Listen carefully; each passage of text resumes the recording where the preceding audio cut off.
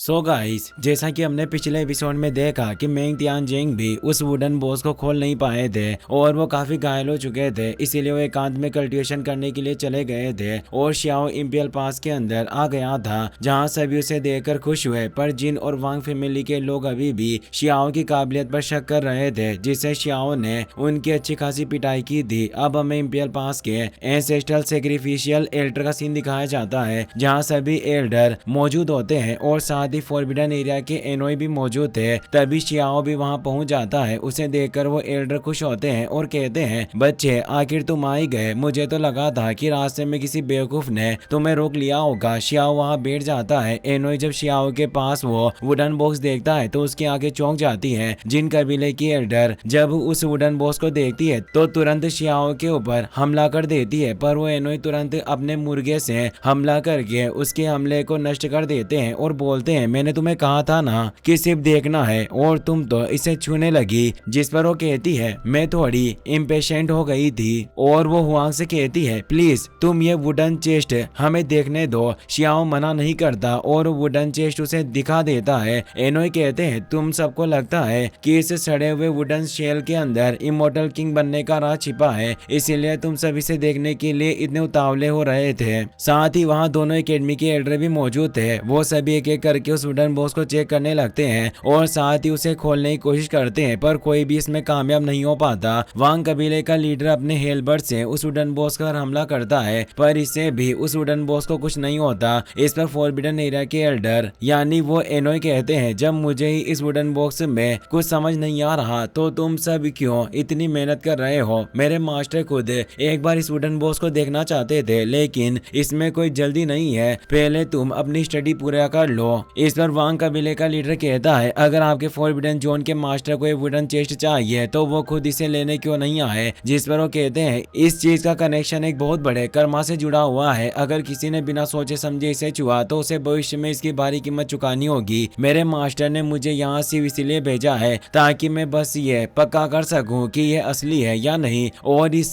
कर्मा के बारे में मुझे भी ज्यादा कुछ नहीं पता। और वो शियाओ से कहते हैं, लड़के मैंने तुम्हें पहले भी इसके बारे में थोड़ा बताया था। और वो वापस से उसे एक झलक दिखाते हैं जिसमें वो एक बर्ड को गिरते हुए देखता है, यानी सब जगह विनाश हो रहा था। और वो कहते हैं कि चारों तरफ अंधेरा छा जाएगा और सूरज खून से सन जाएगा। सुप्रीम बीइंग एल्डर किंगमू कहते हैं, क्या ऐसी कोई शक्ति है जो हमें फ्यूचर देखने से रोक रही है, यानी इसमें काफी सारे लोगों का हाथ है और वो कार्मिक वेट लगातार बढ़ता जा रहा है। वहाँ वेनरेबल मिंगी भी मौजूद थे जो मेंग तियानजिंग के दोस्त थे। वो कहते हैं, शायद हम इसका पता कभी न लगा पाए, लेकिन जो मिस्टीरियस एक्सपर्ट सालों से छिपे हुए हैं, शायद उनके बाहर आने का समय आ गया है। एम्परर कहते हैं, मैं ऐसे सुप्रीम बीइंग को जानता हूँ जिन्होंने भाग्य और कर्म का गहरा अध्ययन किया है। चाहे नतीजा कोई भी हो, मैं इसे 2 दिनों में वापस कर दूंगा। शियाओ मान जाता है और फिर वो सभी से कहता है कि अब मैं चलता हूँ और मुझे आपके शुभ समाचार का इंतजार रहेगा।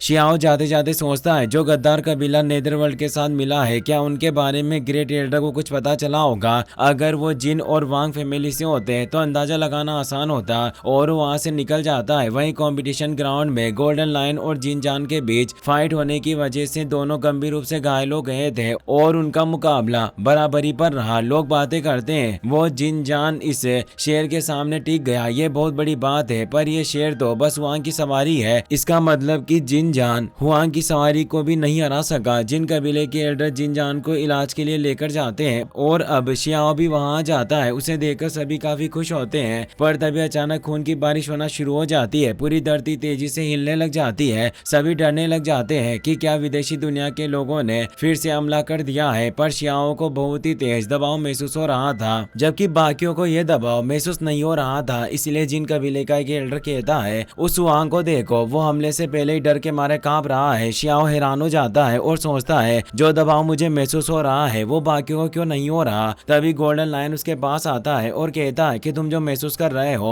वो इमोर्टल किंग की शक्ति है। जैसे शेर की दहाड़ सुनकर हिरण कांपने लगते हैं, लेकिन चींटियों को कुछ पता नहीं चलता, ठीक वैसे ही इस दबाव को हर कोई महसूस नहीं कर सकता। तुम सच में सबसे अलग हो। विदेशी दुनिया से काफी सारे स्क्रॉल वहाँ आ रहे थे जो उस जगह की प्रोटेक्शन को तोड़ देते हैं। सभी से घबरा जाते हैं। वो स्क्रॉल जलने लगते हैं और उनकी एनर्जी से ऊपर एक फरमान के साथ एक पोर्टल खुल जाता है। वहीं हमें फॉरेन रियल्म का सीन दिखाया जाता है जहां एक बड़ी सेना युद्ध के लिए तैयार हो गई थी और इमोर्टल किंग चीपू वहां मौजूद था जो स्कारलेट किंग लाइनियज का सुप्रीम बिंग था। फॉरेन रियल्म का एक एल्डर कहता है हमने इस बार 6 तरफा जाल बिछाया था जिससे हम उनके सभी ताकतवर योद्धाओं को मार सकते थे, लेकिन हमें नहीं पता था कि मेंग तियांजिंग अकेला आएगा। हमें मदद नहीं मिली और उसने हमारे 2 महान एक्सपर्ट्स को मार गिराया। एम्परर चीपू कहता है अगर तुम दुश्मन को भी नहीं हरा सकते तो तुम्हें इस दुनिया में जीने का कोई हक नहीं, और वो उसका बाल जलाकर उसे पूरी तरह से नष्ट कर देता है। फिर वो कहता है कि अब मेंग तियांजिंग के इस शहर के लूटने का समय जल्दी निकट आ गया है और उसकी शक्ति से एक विशाल फायर बॉल बॉर्डर पास के पास आकर टकराती है जिससे इतनी तेज हीट वेव निकलती है कि आसपास के कई योद्धा मारे जाते हैं और वहां दीवार में एक बहुत बड़ा छेद हो जाता है। तभी उस फरमान से एक आवाज आती है इमोर्टल किंग का फरमान यहाँ उतर चुका है, तुरंत तुम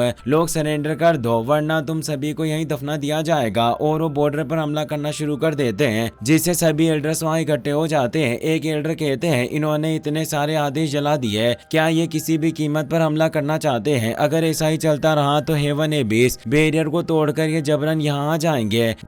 जिन ताइजुन कहती है कि दबाव बढ़ रहा है इसीलिए वो कोई भी कीमत चुकाने को तैयार है, तो कौन कह सकता है कि हेवन एबी सुरक्षित रहेगा? इंपियल पास अभी बहुत बड़े खतरे में है। अगर मेरा अनुमान सही है तो वांग जिस वुडन बॉस को अपने साथ लेकर आया है ये सब उसी की वजह से हो रहा है। और वो हुआंग को वहाँ बुलाने का आदेश देती है और कहती है कि यह सब उसी जगह से शुरू हुआ है इसीलिए उसे यहाँ मौजूद रहना होगा। जिन फैमिली की सर्वेंट जिनफू हुआंग को वहाँ बुलाने लगती है। हुआंग वहाँ जाने लगता है पर काओ युशेंग उसे रोकने लगता है और कहता है कि वो चुड़ैल अच्छी औरत नहीं है। पर शियाओ कहता है कोई बात नहीं, एक सुप्रीम बीइंग मुझे बुला रही है इसीलिए मैं कैसे मना कर सकता हूँ। मैं भी देखना चाहता हूँ कि आखिर चल क्या रहा है। और उसके साथ साथ उसके सभी दोस्त भी वहाँ चले जाते हैं। बॉर्डर के बाहर एक बहुत ही बड़ी सेना मौजूद थी और सभी यही सोच रहे थे कि इमोर्टल किंग इतनी बड़ी सेना इसीलिए लेकर आया है क्योंकि वांग ने उनके बहुत से लोगों को मारा है और बहुत तबाही मचाई थी। अब सुप्रीम बीइंग चीपू भी वहां जाता है, उसके साथ उसके 3 एल्डर्स भी मौजूद थे और वो इंपियल पास के लोगों से कहता है कि वांग को हमें सौंप दो